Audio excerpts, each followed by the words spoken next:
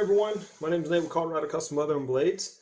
I'm trying to figure out how to put this in a playlist category or whatever, but I want to do more work or videos of me actually working on stuff. So I'm hand sanding this is one of my Bushcraft series knives. This is what I call, it's actually a modified design between my Wixon and my Treeline. And I also have another one called a Ridgeline that has a harpoon up here that I swedge out. But this is a customer order. He actually is ordering 2 of these, and I'm doing some hand sanding on this, getting ready to do some stone washing. Cold bluing and stone washing, kind of the same thing. But so I want to talk to you guys about what the title is, and that's what is the difference between someone that needs a knife and wants a knife. And I do ask you, if you would not mind, please give me feedback in the comments what I can do better. If I said something incorrectly, or if I need to explain better, if I can film better. Right now, my 4K camera is not charged, so I'm using my phone. So here we go. I work 3 days a week on trail for this company right here, which is awesome. If you're ever in Estes, you want an adventure, come look them up. But trail season's slowing down for the fall, and I get to do more shop work. So. Oh darn.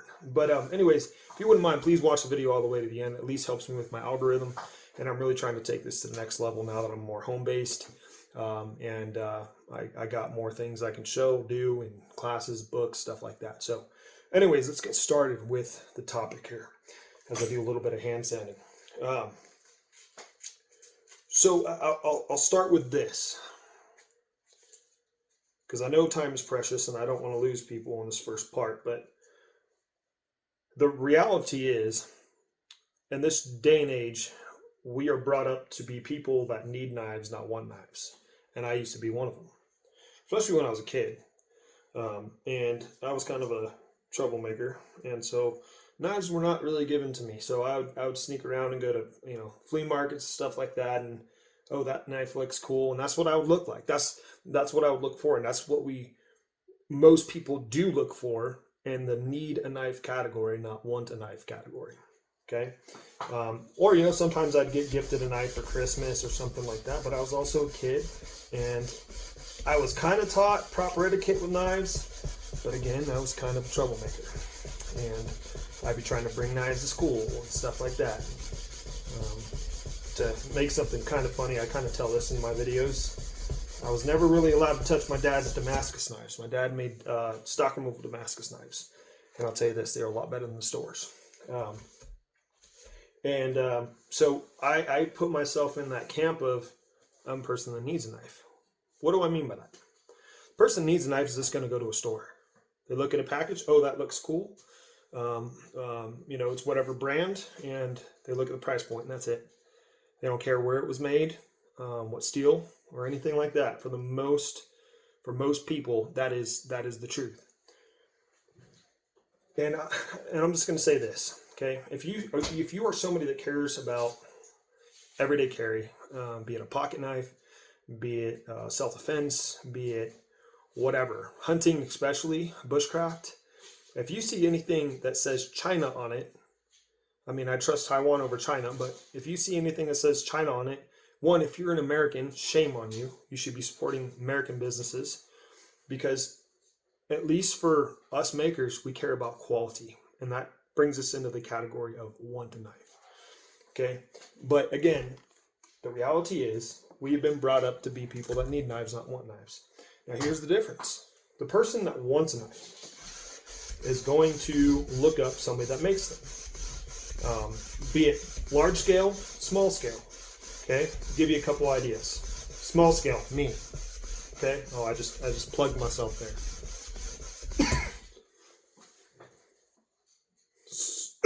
Smallest / large scale, Montana Knife Company, Half Face Blades. Revo is a local Colorado company. Let's see what else. Cloak and Dagger, I think it is. Or Knot and Dagger. I might be butchering that. It's another Colorado company.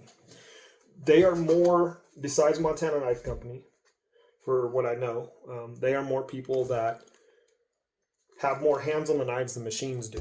What I mean by that is the CNC machine doing all the bevel work, the plunge lines, all that stuff. And they just punch them out in steel, throw them into a heat treating oven, bang them out on a grinder if they're not already done by the CNC machine, and there you go. They put an edge on it and send it out the door, if they even do that. Okay? Even those, I would suggest doing more than I would going into the store. If you are going to go into the store, though, and I'm going to get around to it, bear with me. If you are going to go into the store and you are going to look for a knife from a store like Scheels, Sportsman's, or Cabela's or something like that. Benchmade, Spyderco. There's another one that's made in Sweden. I forget the name, but they made more Scandinavian Scandi-grind knives. Those are all good ones, okay? But the person that wants a knife, here's the point. The person that wants a knife is going to want to know, one, who made it, what's their experience making knives, how long have they been doing it. Two, what it's made out of. That goes into the category of, what are you using this knife for? That's something a knife maker wants to know. I mean, if you want to buy some of my knives that I have on my website, great. But if you want something custom, I'm going to ask you these questions. What are you going to be using this for? Because I want to know if I need to edit my design, if I need to, measure your hand or make the tang longer or something like that because you have big hands, small hands, whatever it might be. And when you are someone that needs a knife, you don't get that option. You get what's in that little box for $25. Okay? The person that wants a knife, again, wants to know what it's made of, or who's making it, what it's made out of, what's the steel you're using. Okay? Like for my Bushcraft series knives, my outdoors, ADC RV2 all day, stonewashed if possible. If you want satin, that's fine, but it's going to get scratched up because it's a working tool. That's my working tool. This was stonewashed the beginning of the summer. I've been using this all summer on trail, and I've been using this as my shop knife. My everyday carry knife is a fixed blade. So it's a tool, and that's the stuff I want to know. What handle material do you have an option of? Do you want wood scales? Do you want G10? G10 is better for the outdoors because it's durable. You can abuse it if you have to. I can also do stippling. I can do all these crazy other things and make it look good. But when it comes to wood and stuff like that, there's only a few little things you can do to make it practical and functional, right? So, and then the last one is that price point. What are you going to have to spend? And the mindset I would like to encourage you to do is, if you're a construction worker or a metal worker or something like that, you are going to invest in the tool that gets the job done. And it's reliable, and it's going to continue doing that job.